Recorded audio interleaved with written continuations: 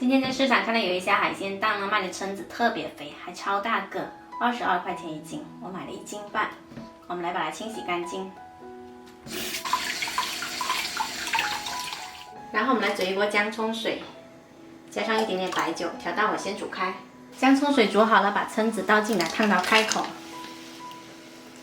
用筷子轻轻拨动，看到开口了就给它夹出来，不要烫太久。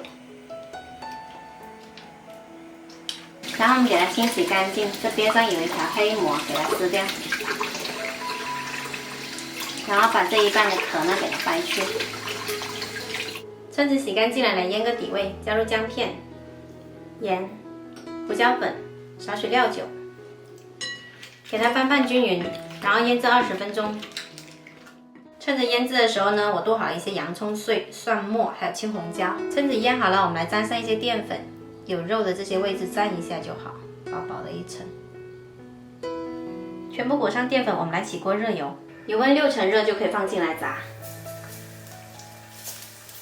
放下去的时候最好散开，要不然它会粘在一起。我们用中大火来炸，用筷子轻轻搬动一下，防止它粘连。炸至表皮金黄酥脆就可以捞出来沥干油。再重新起锅热油，把我们的蒜末跟青红椒放进来炒香。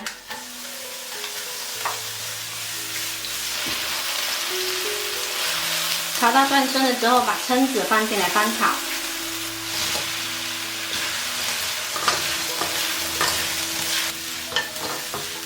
炒匀了之后，再来一点点椒盐粉，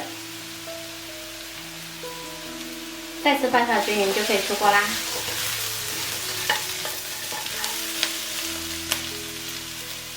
一道避风塘椒盐蛏子推荐给大家，外酥里嫩，又香又鲜，特别好吃哦！